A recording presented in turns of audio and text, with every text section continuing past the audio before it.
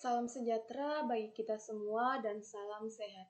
Yang saya hormati Bapak Dr. Samsul Arif MPD dan Ibu Lasena Sialagan MPD selaku dosen pengampu mata kuliah tindakan kelas. Di sini saya akan membahas laporan penelitian tindakan kelas yang disusun oleh Yanti Lestari Silitonga yang merupakan guru matematika SMP Negeri 23 Batam dengan judul Peningkatan Hasil Belajar Matematika Sistem Persamaan Linear Dua Variabel menggunakan model Comparative Learning tipe Think, Fair, Short di kelas 8 SMP Negeri 23 Batam tahun pelajaran 2020-2021. Di sini saya akan menjelaskan 5 pembahasan. Yang pertama, apa yang dilakukan si peneliti sampai ia merumuskan masalah. Nah, berdasarkan hasil pembelajaran yang dilakukan peneliti melalui hasil ulangan harian, ada banyak siswa yang tidak tuntas pada pembelajaran matematika materi sistem persamaan linear dua variabel. Dan juga peneliti melakukan wawancara dengan guru yang pernah mengajar di kelas tersebut, diperoleh informasi bahwa siswa masih mengalami kesulitan. Dengan keadaan tersebut ada beberapa faktor. Antara lain yang pertama itu, siswa kurang memiliki pengetahuan prasyarat serta kurang mengetahui manfaat pelajaran matematika yang ia pelajari. Yang kedua, daya abstraksi siswa kurang dalam memahami konsep-konsep matematika yang bersifat abstrak. Dari pengalaman si peneliti juga, siswa selama ini sebagian besar masih belum aktif dan efektif dalam menerima pembelajaran. Sulit memahami sistem persamaan linear dua variabel, khususnya tentang soal cerita dan kurangnya minat siswa dalam menerima pelajaran. Yang kedua itu, apakah peneliti cermat memilih teori sebagai landasan melalui penelitian? Nah, peneliti membuat dua landasan teori. Yang pertama itu ada hakikat belajar matematika. Di sini peneliti sudah menyantumkan apa itu arti belajar dan juga apa arti matematika. Dan juga peneliti mencantumkan pendapat beberapa ahli yang mulai tahun 2012 sampai 2020.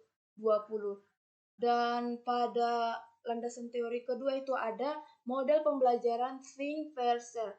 Think yang arti berpikir, Fair yang arti berpasangan, Share yang dimana artinya berbagi. Menurut saya, untuk landasan teori yang dilakukan si peneliti dengan masalah dan tujuan yang ada dan manfaat juga, menurut saya sudah relevan karena teori yang digunakan sudah tersusun secara sistematis dan saling berkaitan satu dengan yang lain.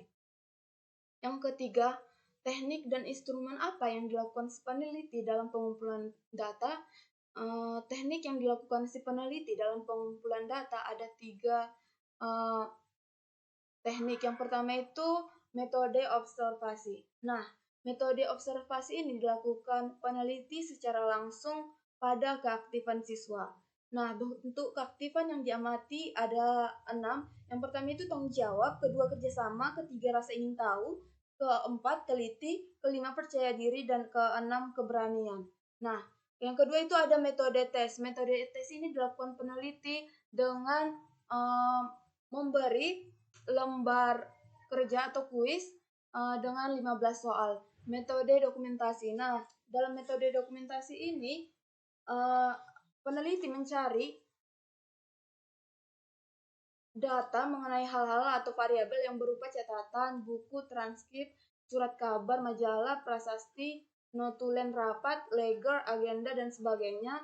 Metode ini digunakan untuk memperoleh data nama siswa. Yang keempat, uraikan proses pelaksanaan di setiap siklus.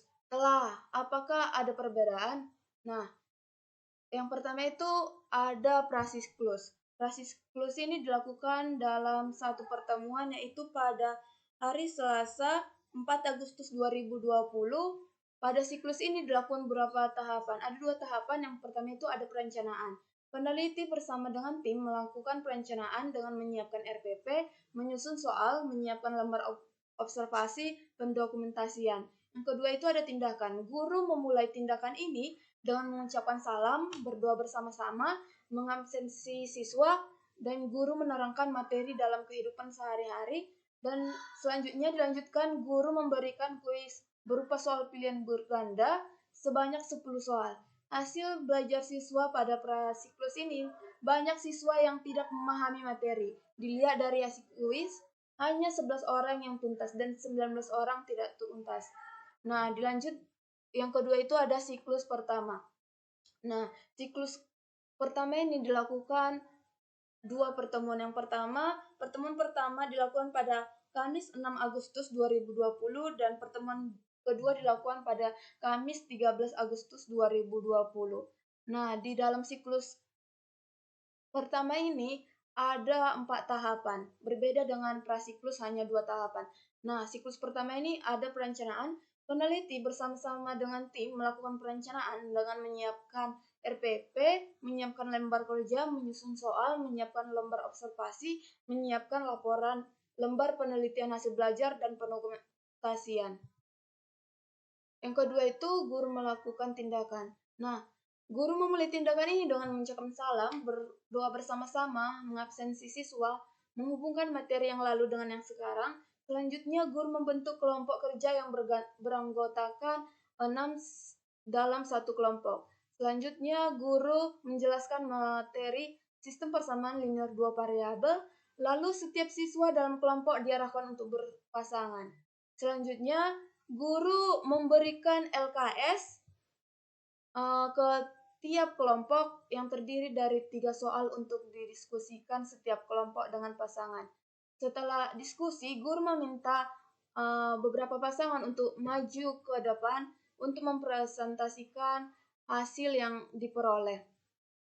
Nah, setelah semua kelompok presentasi, guru mengklarifikasikan hasil kerja tiap kelompok.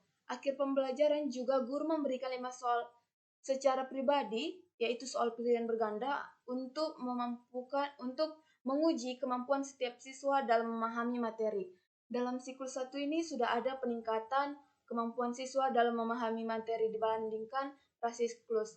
Siklus yang tuntas ada 20 orang dan tidak tuntas ada 10 orang. Hasil ini menunjukkan bahwa pembelajaran yang dilakukan belum sesuai dengan indikator. Yang ketiga itu observasi. Observasi yang dilakukan menunjukkan bahwa tingkat keaktifan siswa masih rendah. Dan yang terakhir itu ada refleksi. Peneliti melakukan evaluasi kegiatan pada siklus pertama. Peneliti dapatkan ada 6 kelemahan dari sistem pelaksanaan pembelajaran pada siklus pertama ini. Dan peneliti juga mencari solusi terhadap permasalahan yang ditemukan. Hasil refleksi kemudian dijadikan sebagai rumusan untuk diterapkan di siklus yang kedua. Nah, yang ketiga itu ada siklus kedua. Siklus kedua ini dilakukan pada 2 pertemuan. Yang pertama, pertemuan pertama pada hari Kamis 20 Agustus 2020 dan pertemuan kedua pada Kamis 27 Agustus 2020. Nah, siklus kedua ini tidak jauh berbeda dengan siklus pertama, namun ada beberapa penambahan. Yang pertama itu perencanaan. Guru merencanakan membuat RPP, merancang membuat kelompok, menyusun soal, menyiapkan LKS, menyiapkan lembar observasi, menyiapkan lembar hasil belajar, dan guru juga menyediakan media gambar. Lalu guru menyeting kelas dengan huruf U. Dan terakhir pendokumentasian. Nah, yang kedua itu ada tindakan. Hasil belajar siswa pada siklus kedua ini sudah mengalami peningkatan dan siswa juga sudah memahami materi yang dipelajari. Dapat dilihat dari hasil tes, terdapat 26 siswa tuntas dan 4 orang tidak tuntas. Hal ini berarti hasil belajar siswa sudah sesuai dengan indikator. Yang ketiga itu ada observasi. Observasi yang telah dilakukan menunjukkan bahwa tingkat keaktifan siswa sudah baik, di mana ketuntasan sudah mencapai 25 siswa. Dan yang terakhir itu ada refleksi. tindakan siklus kedua ini, indikator ketuntasan belajar sudah mencapai di atas 75%. Dan yang kelima itu uraikan cara peneliti menganalisis data. Nah, pada prasiklus, peneliti sudah menggunakan strategi konvensional yaitu melalui ceramah. Kemampuan siswa pada prasiklus ini masih kurang pada pelajaran matematika materi sistem persamaan linear dua variabel di kelas 8. Namun setelah diterapkan model comparative learning (IPTPS) pada pembelajaran di siklus pertama mengalami perbaikan dan siklus 2 terjadi peningkatan hasil belajar dan motivasi belajar siswa. Sekian penjelasan dari saya mengucapkan terima kasih.